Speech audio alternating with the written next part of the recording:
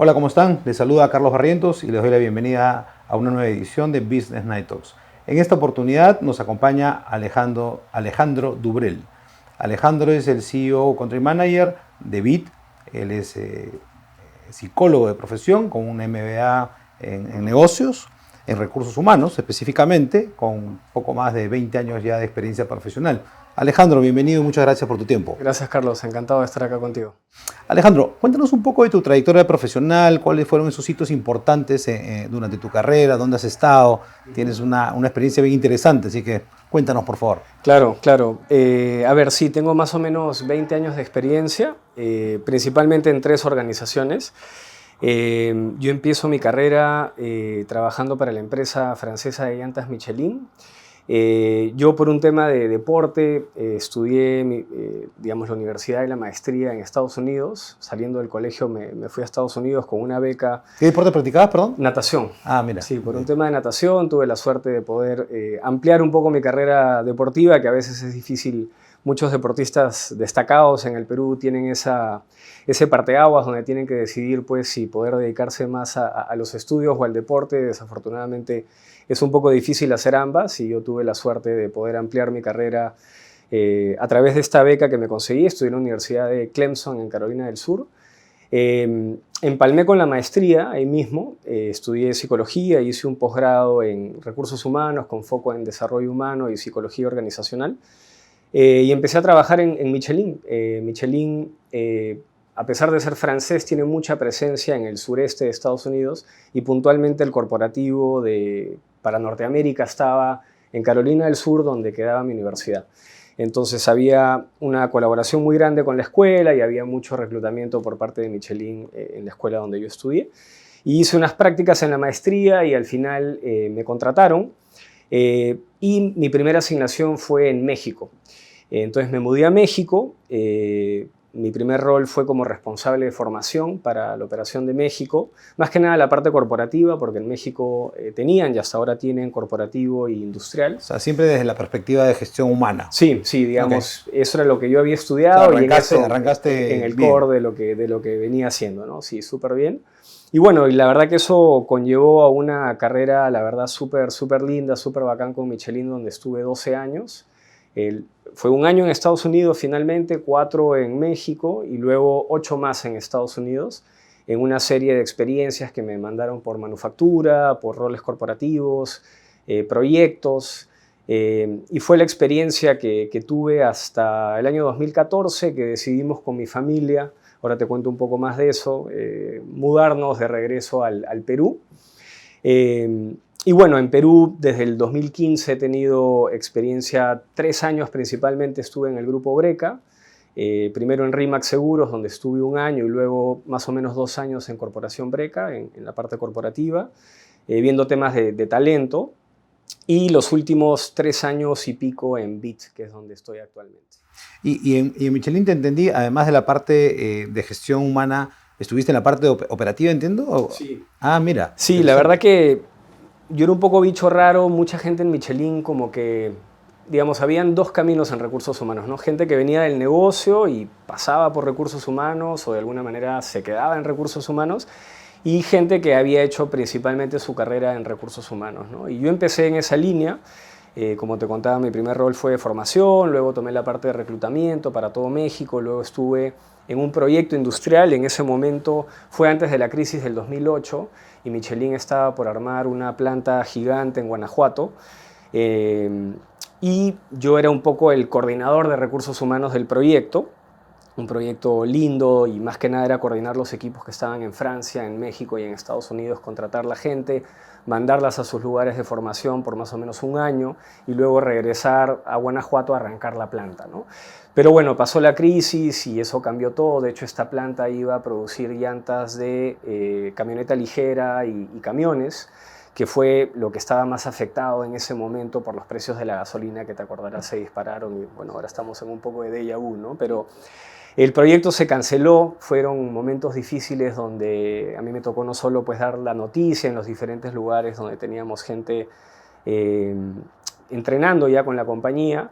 La empresa se portó de manera extraordinaria y al final un poco que cambiaron las prioridades de mercados y muchas de estas personas terminaron migrando a equipos en India, en Brasil, donde finalmente sí se estuvo ampliando la parte de producción.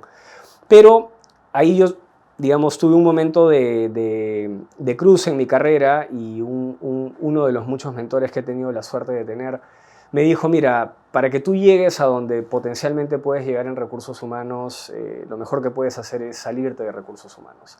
Un tiempo, ¿no? Y al final este es un negocio de hacer y vender llantas, ¿no? Entonces escoge comercial o manufactura, ¿no?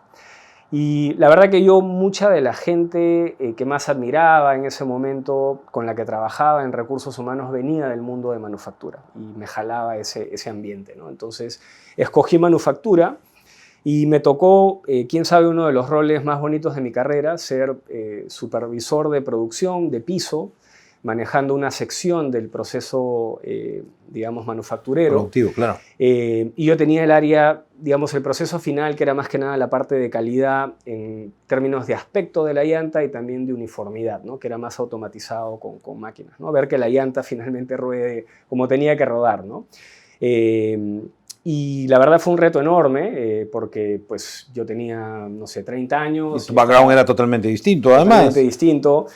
Pero finalmente ahí descubrí que era un tema de gente, un tema de management, ¿no? Y al final, claro, yo no iba a venir a decirle a estos operarios que llevaban 30 años haciendo su chamba y la sabían hacer súper bien, pero mi forma de agregar valor era más que nada por el lado de gente, por el lado de su desarrollo personal, alineamiento con el propósito de la organización, los objetivos de negocio que teníamos, en fin. Entonces, tuve esa pasada que fueron más o menos 2 años en ese rol y luego volví a recursos humanos en el último rol que tuve con Michelin, que fui director corporativo de recursos humanos para una empresa que compró Michelin, una empresa de distribución que tenía más o menos muchos puntos de venta y plantas de reencauchado por todo Estados Unidos. Pero qué interesante, porque al final en una empresa manufacturera estuviste en el corazón, en la parte productiva. Alguien con un background de recursos humanos, pero eso te ha dado, sin duda, la sensibilidad del negocio, porque al final eso es un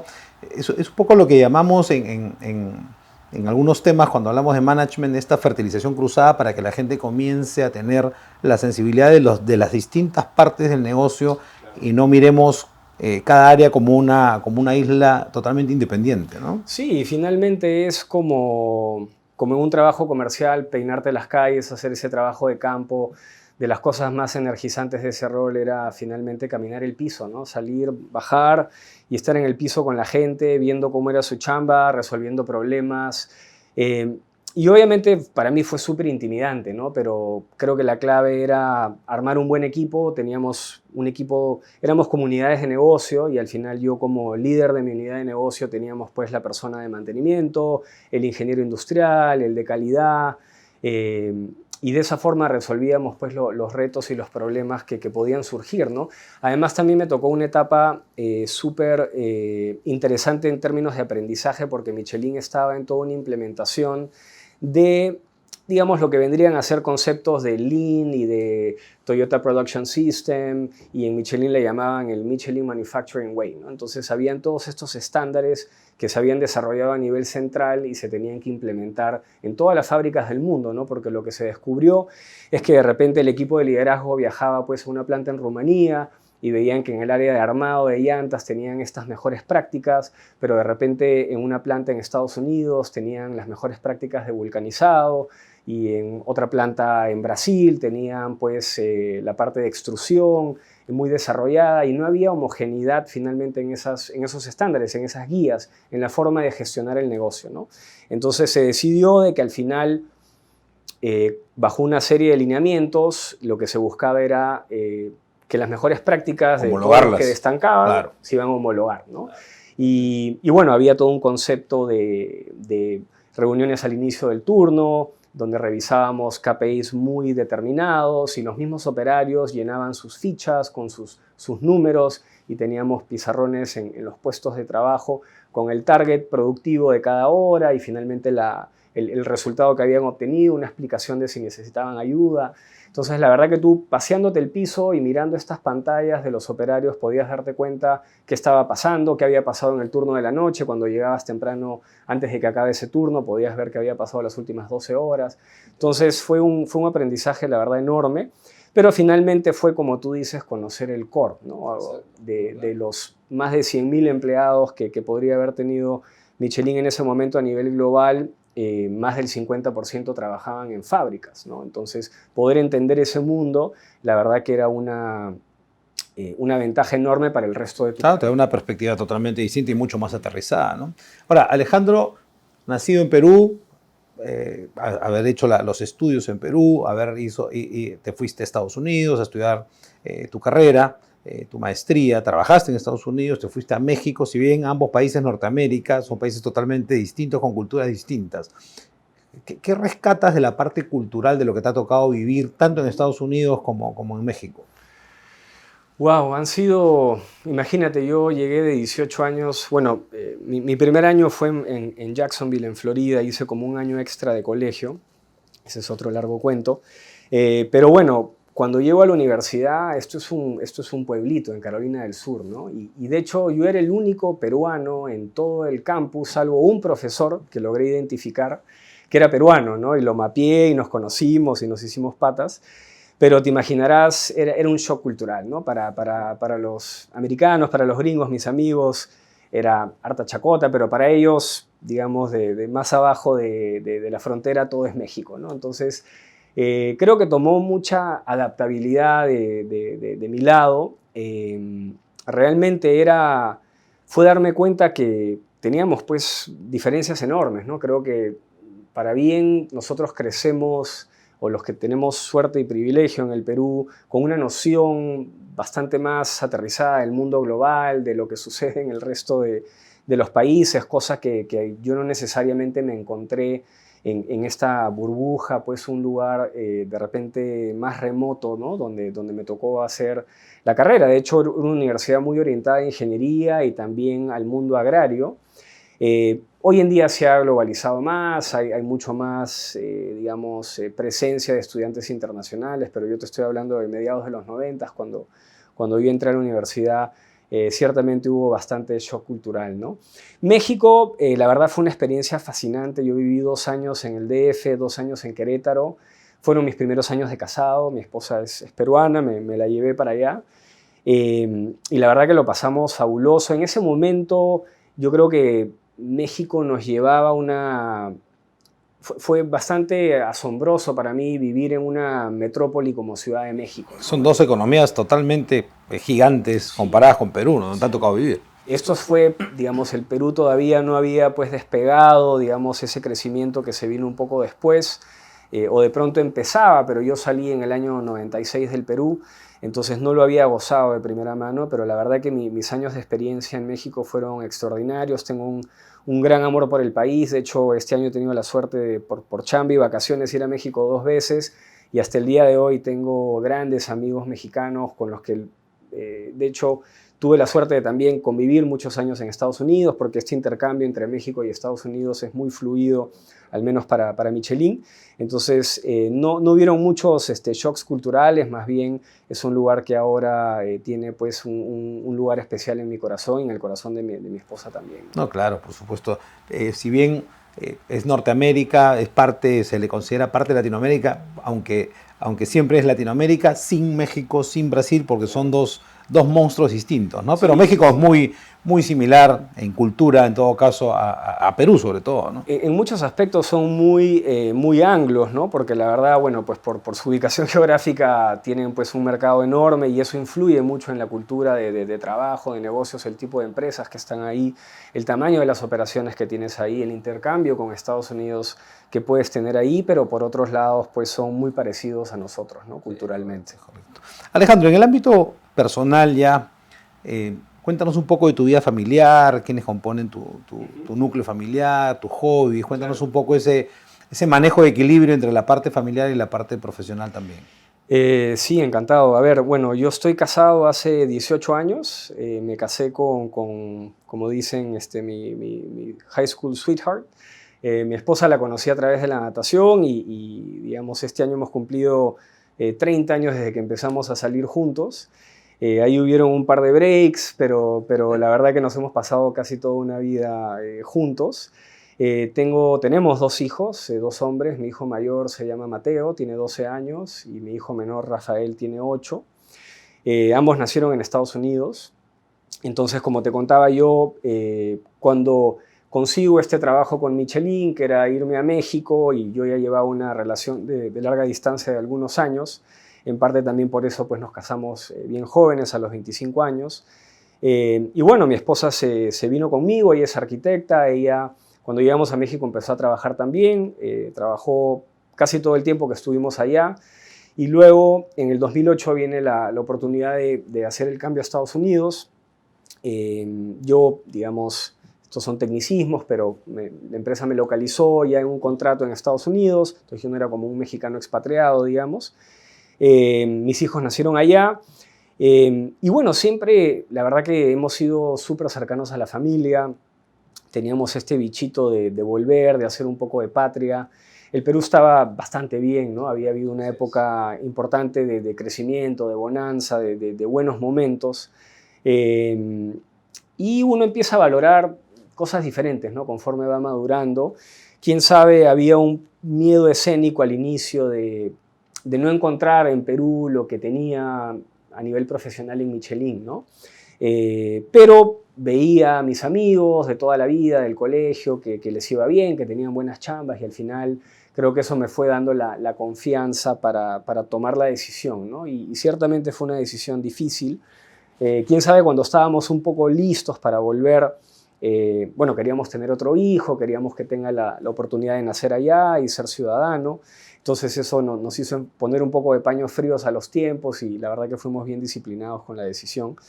Y bueno, cuando estuvimos listos, esto fue algo muy transparente que yo conversé con Michelin, y inclusive evaluamos si habría alguna opción de que yo me venga a Perú con ellos, ¿no? Pero la verdad la operación que tiene Michelin en Perú es bastante pequeña, obviamente es primordialmente el mundo de minería, pero que se ve mucho desde otros países, ¿no? Entonces mi meta era estar en Lima, digamos, no un par de años, y luego yo sabía que con ellos pues iba a venir inevitablemente otro movimiento, otro rol, ¿no? Como los que tuve, pues tuve 6 movimientos en 12 años con ellos. Ese es un poco el modus operandi, ¿no? Y bueno, más que nada eso fue lo que nos jaló, y yo hice un proceso de búsqueda y totalmente transparente, y ahí fue que encontré esta oportunidad en Rimac, en Breca. Y bueno, eso nos llevó pues a hacer todo un cambio importante, ¿no? De vender casa, vender carros, hacer una mudanza grande, llegar a buscar colegios, y reinsertarnos un poco pues a la sociedad. Yo estuve fuera 18 años, más de 18 años, y mi esposa 11 años, ¿no?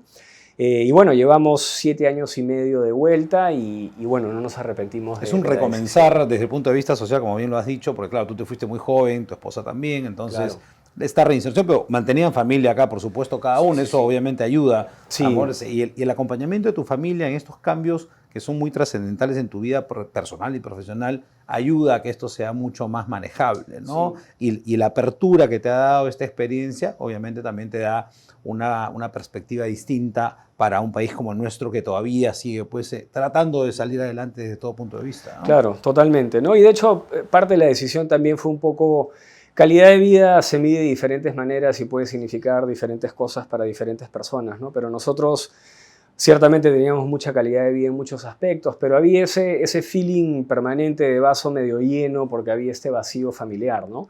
Y también, la verdad, mi esposa, cuando mis hijos eran pequeños y estábamos allá, se dedicaba principalmente pues, a encargarse de los chicos, y ella también quería retomar un poco su carrera, y fue una decisión familiar en ese sentido, porque en lo que ella hacía iba a ser un poco más difícil para ella retomar un poco la parte profesional en Carolina del Sur, donde estábamos viviendo, ¿no? Entonces fue un conjunto de decisiones, de factores que influyeron en la decisión, mejor dicho, y Y bien, o sea, yo llegué con mis hijos súper pequeños, ¿no? El menor de menos de 1 año y el mayor de 5 años, ¿no? Pero bueno, la verdad que, como te decía, fue la decisión acertada y en ese momento dijimos, bueno, si al final las cosas no caminan y de repente no es lo que uno había envisionado sería, pues siempre se puede buscar un plan B. Por supuesto, por supuesto. Interesante. Alejandro, has tenido la oportunidad de trabajar en distintos sectores, ¿no? En la industria, como en el caso de Michelin, seguros, estás como mentor en temas de startups, ahora en lo que es movilidad. Sectores distintos, mucho de tu carrera, por supuesto, desde la parte de la gestión humana. ¿Qué rescatas o qué es lo que más te ha llamado la atención en algún sector en particular? O cuéntanos un poco qué es lo que más te atrajo. Claro. A ver, como tú dices, yo he tenido la suerte de trabajar en lo que yo considero son empresas líderes en lo que hacen, ¿no? O sea, y esto creo que hay rankings y data que me puede backupear, pero, o sea, cuando estuve en llantas tuve la suerte de estar con la empresa que hace las mejores llantas del mundo. Cuando he trabajado en Breca, bueno, pues Breca es un grupo empresarial extraordinario, Rimac que es líder en el mercado en lo que hace. Y ahora que estoy en Bit, somos también líderes en el tema de movilidad, al menos en este mercado. Pero para mí el hilo conductor es el tema de gente, ¿no? O sea, al final, como hablábamos, mi background es principalmente temas de recursos humanos, que de alguna manera es bastante transferible, ¿no? Y yo creo que los cores del negocio se aprenden, ¿no? Al final, ya sea hacer y vender llantas o diseñar y vender seguros o temas de movilidad como en los que estoy ahora, ¿no? Entonces, yo creo que para mí lo que yo he buscado, al menos en los lugares donde he tenido la suerte de trabajar, ha sido un foco súper importante en las personas, en la gente, en una valla de talento exigente, que es donde también yo he tratado de aportar. Y creo que de alguna manera mi experiencia profesional ha sido principalmente por ahí. Y esta mentoría que mencionas también que hago va por ahí.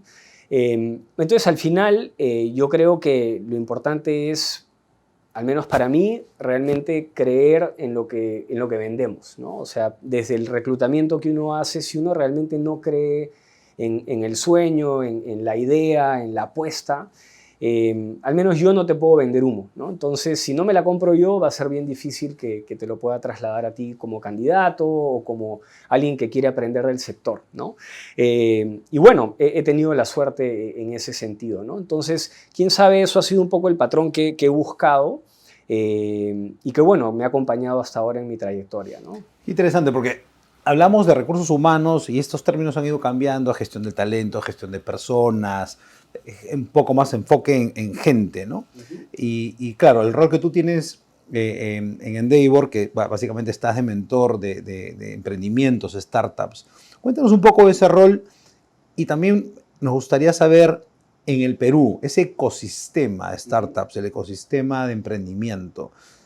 ¿En qué está? ¿Cuál es tu percepción? ¿En qué estamos y qué nos falta hacer desde el punto de vista de los ejecutivos, del empresariado? ¿Qué más tenemos que hacer? Porque sin duda es una cuna interesante, importante de ideas y de negocios para el futuro. Claro. Sí, por supuesto. A ver, bueno, en Endeavor yo soy mentor voluntario y de cuando en cuando me llaman porque alguna empresa que está postulando a Endeavor de repente tiene curiosidades, necesita asesoría en temas de recursos humanos, que es súper amplio, ¿no? Eso puede ser temas desde compensación, desde selección, desde capacitación y desarrollo, temas de cultura, que son momentos de puntos de inflexión que muchas de estas empresas afrontan, ¿no?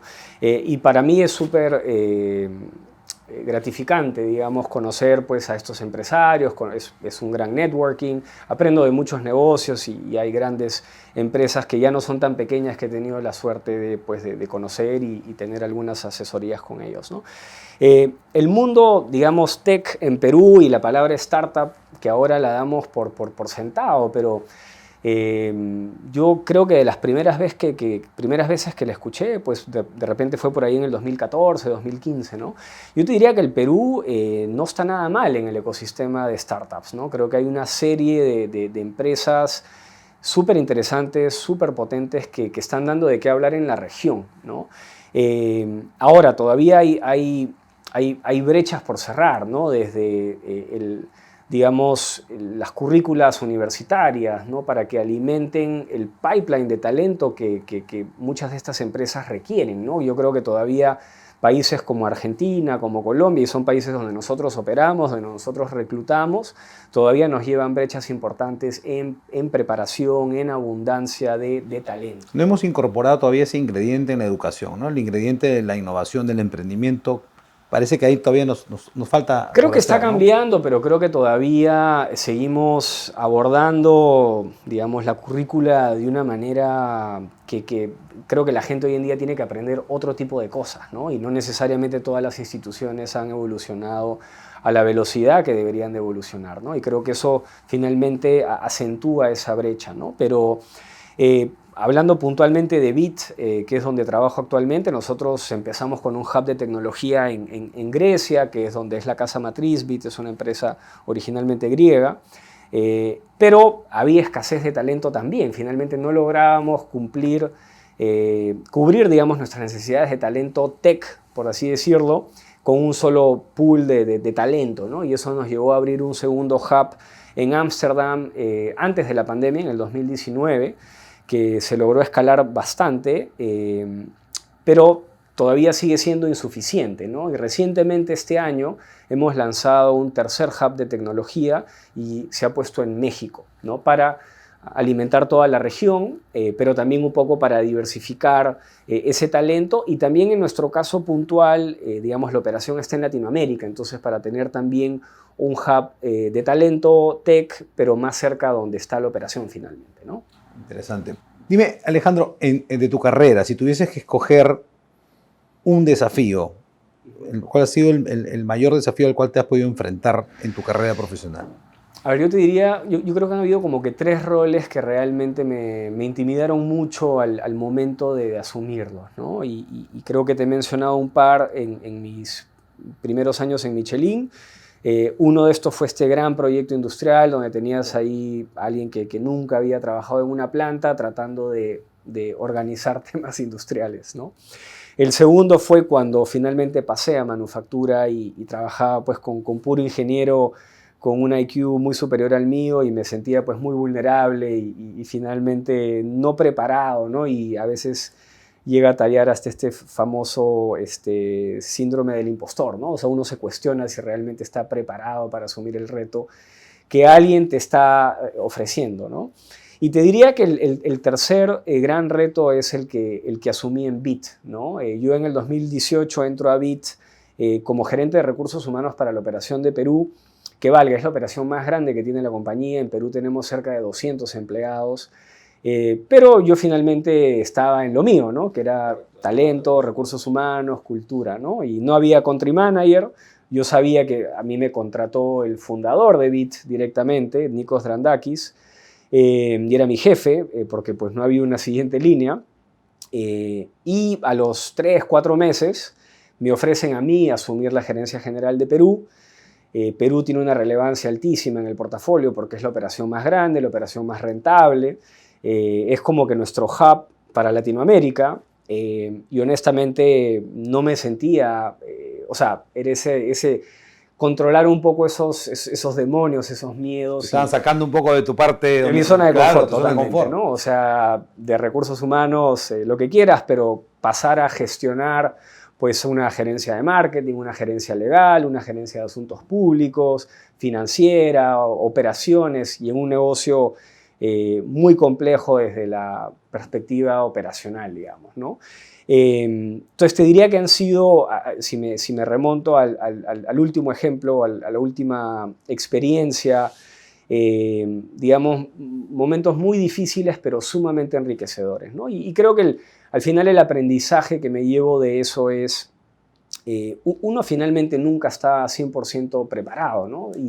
Y al final creo que los momentos de gran crecimiento personal se dan exclusivamente cuando estás en ese balance de estoy fuera de mi zona de confort, ¿no? Creo que eso lo puedes llevar, quién sabe, un poco lejos y el vaso se puede llegar a rebalsar, ¿no? Pero pero es como todo en la vida, ¿no? O sea, si no lo estás, si vas al gimnasio y no duele, no sudas, no estás haciéndolo bien. No estás haciéndolo ¿no? bien, efectivamente. Sí, en la chamba yo creo que si no estás realmente con este balance de un estrés que digamos que no cae en lo tóxico, es sano, pero te reta, te lleva a no saber cómo lo vas a resolver, es donde uno tiene estos desafíos más grandes, ¿no?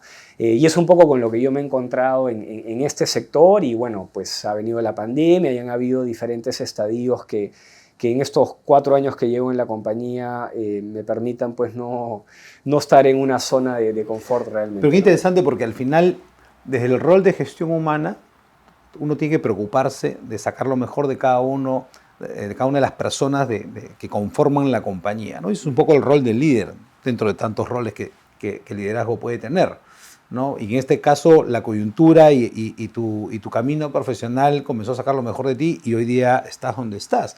Porque si uno comienza a mirar los casos de gente que ha ido escalando hacia posiciones de gerencia general o country manager, hay un común denominador, ¿no? Normalmente es el comercial o el de operaciones o el financiero, dependiendo en qué situación esté la compañía, ¿no?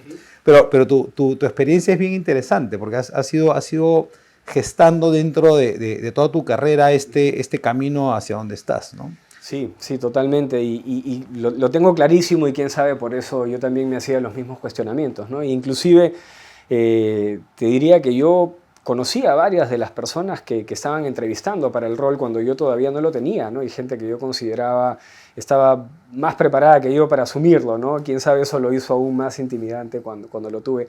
Pero creo que también al final uno nunca está solo, al final creo que es tan importante tener claro lo que no sabes, y creo que eso es un poco lo que me ha ayudado, ¿no?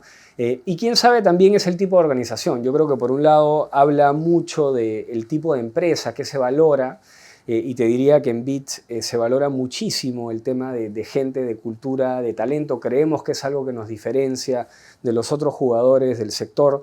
Y bueno, creo que al final eso fue lo que de alguna manera, estas habilidades que yo de repente pude demostrar en los primeros meses, que me permitió que me dieran el encargo, ¿no? Y la verdad que ha ido cambiando. En ese momento también el negocio, quién sabe, se gestionaba más de cerca desde casa matriz.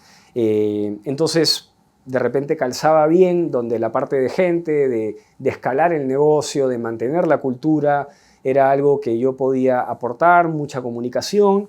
Pero la verdad que el reto ha sido dinámico porque te diría que en los últimos 4 años cada vez ha ido un cambio más en la forma de gestionar el negocio, donde hoy en día tenemos ya mucho más autonomía, pero a su vez mucho más responsabilidad a nivel local de la estrategia que seguimos, de temas de pricing, temas de posicionamiento de la marca, que antes eran más controlados a nivel central, ¿no? Entonces eso de alguna manera ha hecho que sea fluido y dinámico todo este tiempo, ¿no? Interesante. Me quedo con la parte donde mencionas que cuando uno es consciente justamente de los gaps o de las competencias que nos falta para asumir, es una de las cosas donde uno se va a comenzar a preocupar para cubrirlo rápidamente, ¿no? Es interesante, porque la conciencia a veces, o tener esa conciencia nos cuesta, y ahí es donde empieza el problema, porque claro, si no eres consciente no corriges rápidamente, ¿no? Tal cual.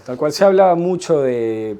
O sea, creo que el rol de gerente general, de CEO, pues puede ser un rol, digamos, solitario. Hay temas de egos, hay temas de sentir que uno tiene pues, que tener todas las respuestas, pero al menos en mi caso, mi abordaje siempre ha sido claramente diferente, de armar equipos y de alguna manera de tratar en conjunto, escoger el mejor camino y tomar decisiones para se habla mucho de la soledad del gerente general y creo que los que hemos tenido el privilegio de estar al frente de una empresa en la pandemia, creo que ha sido el mejor ejemplo cuando nos mandaron a encerrarnos, voltear y decir, ¿qué hacemos? Sí, ¿no? Eso ha sido, creo, el mejor ejemplo de la soledad del gerente general. Sí. Alejandro, ¿cuál es la visión de Bit? A ver, te cuento un poco de Bit. Bit es una empresa, como te mencionaba, que nuestra casa matriz sigue en Grecia. Bit nace como una solución de tecnología para mejorar la experiencia urbana desde el lado de movilidad. La empresa se funda en Atenas en el 2011 y de hecho Bit Perú, o sea, llega al Perú en el 2014 como el primer mercado que se abre. Originalmente esto nace con la idea de poder, en Grecia, el servicio de taxi, digamos, es un servicio más tradicional, carro amarillo, y lo que se buscaba era mejorar, poder obtener un transporte, cómo pagar y cómo evaluar tu experiencia y al conductor, ¿no? Pero rápidamente hubo una visión de que al menos en ese momento los fundadores, Grecia pues no era el mercado que iban a realmente revolucionar, porque era un mercado pues que tenía una forma de operar diferente, muy a lo taxi y no tanto a movilidad compartida o ride sharing como se le conoce, ¿no?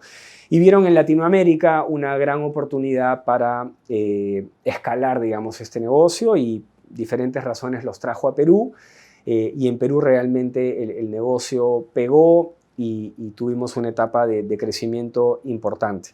La empresa en el 2017 es adquirida por Mercedes-Benz, Daimler la compra y en el 2018 le vende la mitad a BMW. Entonces actualmente, digamos, nuestros accionistas, una empresa privada, y los dueños, digamos, curiosamente son 50% Daimler, 50% BMW. Y, digamos, esta holding que se llama FreeNow tiene varias verticales a lo Bit, pero Bit es la marca y la empresa con la cual operamos en Latinoamérica y la visión es esa, ¿no? Es que Bit sea una marca latinoamericana, una operación regional en LATAM. Y finalmente, respondiendo a tu pregunta, lo que buscamos es solucionarle a la gente un poco la vida urbana a través de la tecnología. Importante la óptica, ¿no? Tecnología. Sí, totalmente, totalmente. La electromovilidad, Alejandro, ¿está en la agenda de Bit? Sí, de hecho estamos con un proyecto súper lindo que empezó en México en la pandemia. Hubo esta visión de finalmente promover electromovilidad y también tener un servicio, digamos, ultra premium de carros con conductores propios. Empezamos este proyecto con 120 autos marca Tesla en México. Se lanzó a finales del 2020 y ha sido un gran aprendizaje y este negocio se está escalando actualmente aún más en México y más recientemente hemos lanzado este año en Chile y en Colombia también operaciones de verticales integradas de autos eléctricos. En México ya tenemos cerca de 250 autos propios. Es digamos, no te imaginas todo lo que hay detrás de cámaras de tener una operación 24/7 de autos propios con conductores propios, ¿no? Es toda una operación distinta. Es toda una operación distinta, intensamente en la parte operacional, con hubs donde tienes que parquear los autos, cargarlos, maximizar tu utilización de los activos, que estén rodando la mayoría de horas que puedas en las calles y obviamente lidiar pues con conductores propios, que es pues un sector que tiene rotación, ¿no? Un enfoque totalmente distinto al negocio original. Totalmente. Y esto, de alguna manera, si te imaginas, claro, gran parte del reto que tenemos nosotros es pues disponibilidad de conductores, ¿no? Entonces, esto nace como una visión de, oye, y si tenemos nuestra propia flota, pero claro, al final no es tan escalable, ¿no? O sea, para que tengas una idea, actualmente y en niveles todavía no de lo que podría ser prepandemia, en cualquier semana en Lima tenemos cerca de 40.000 conductores manejando con Bit, solo en Lima, ¿no? Entonces, si te pones a pensar, bueno, ¿cuántos carros necesitaríamos propios para realmente mover la aguja en disponibilidad de conductores, mejorar pues los niveles de servicio, ¿no? Entonces, al final, no va por ahí realmente la solución, ¿no? Pero juega un rol importante en la promoción de la electromovilidad. Nosotros tenemos objetivos importantes de sostenibilidad, que esto nos permite dar esos primeros pasos. Tiene un componente de marca importante, ¿no? Al final en todos estos países los carros pues están brandeados con Bit y es súper bacán ver pues estas camionetas, estos Teslas circulando por toda la ciudad con el logo de la compañía. La verdad que hemos aprendido mucho. Cuando hemos evaluado Perú, desafortunadamente todavía estamos un poco verdes como para poder... No estamos tan maduros todavía. Todavía sí, no, claro. ¿no? Es algo que tenemos que trabajar digamos, con el Estado, con las entidades, porque finalmente así quisiéramos actualmente ¿cuántos cargadores pues, de autos eléctricos hay en la No, ciudad? no hay la ¿no? infraestructura todavía. Totalmente, ¿no? Entonces, pero es algo que no se ha descartado, pero por ahora, digamos, de los 5 países donde operamos, que son México, Colombia y Chile, ya lo tienen, faltaría Perú y Argentina, que son los que estamos ahí en lista de espera, ¿no? ¿Hay alguna otra iniciativa regional o quizás pensando específicamente en Perú a corto plazo que BID está mirando? Estamos muy enfocados en este proyecto de flota propia, de electromovilidad. Te diría, bueno, en la pandemia nos ha tocado mucho de realmente escuchar a los usuarios, reinventarnos. Nosotros antes de la pandemia teníamos solo 2 servicios, que era el servicio normal de BID y un servicio low cost que se llama Light. En la pandemia nos tocó reinventarnos, lanzamos un servicio de envío cuando la gente no podía salir de sus casas para de alguna manera tratar de facilitar digamos, los temas logísticos fueron súper complicados esos primeros meses. Lanzamos un servicio de autos grandes que se llama XL, lanzamos un servicio premium que se llama Luxi. Hemos lanzado un servicio que se llama Go, que es un servicio que combina ciertas flotas de autos. Cuando baja un poco la demanda, le da de alguna manera a ciertos conductores una demanda un poquito más barata, pero que les permite maximizar su utilización. Entonces ha habido mucho foco en realmente escuchar el mercado local, entender qué está pasando en cada ciudad. La verdad, Lima ha sido muy interesante porque nosotros miramos Lima en diferentes componentes y si tú ves lo que es Lima moderna, que es la parte un poco más central de la ciudad, todavía no llega a niveles de recuperación, está bastante más lejos, digamos, de lo que podría haber sido prepandemia, pero cuando tú ves los conos, Lima Norte, Lima Sur, Lima Este, al final pues hay zonas de esas partes de la ciudad que inclusive están en niveles más altos de lo que eran prepandemia, ¿no? Entonces, cada ciudad tiene sus matices y mucho del foco es realmente, y algo que nos permite BID de alguna manera el no ser un jugador grande, pero más regional que global, ser más tropicalizados y tener cierto foco local en las ciudades, ¿no? O sea, ser locales finalmente, ¿no? Todavía entonces mucho por hacer en Perú y además interesante porque mencionaste que Perú era la operación más relevante, ¿no? Totalmente. Algo que también nos distingue, digamos, de los competidores es que, digamos, nosotros tenemos toda nuestra operación de CX, de servicio al cliente, de soporte y también de toda la parte de filtro, de conductores, todo eso está en Lima para toda la región. Entonces, digamos, el equipo directo de Perú, de la operación de Perú, finalmente son 40 a 50 personas de estos 200 que te menciono, pero los otros 150 aproximadamente que tenemos son equipos regionales de ingeniería, de servicio al cliente, que le dan este tipo de foco para toda la región desde Lima, ¿no? Entonces, al final buscamos que la parte de CX, de experiencia, sea algo que también nos distingue de la competencia, ¿no? Excelente. Alejandro, muchas gracias por tu tiempo. La verdad, interesante experiencia y además felicitaciones por la operación y además por ser un referente del negocio, que Perú sea el referente del negocio pues para la región. Así que será hasta una próxima oportunidad. Muchas gracias. Encantado, Carlos. Gracias a ti más bien. Con nosotros estuvo Alejandro Dubrel, CEO de BID, Perú. Será hasta una próxima oportunidad en Business Night Talks. Nos vemos.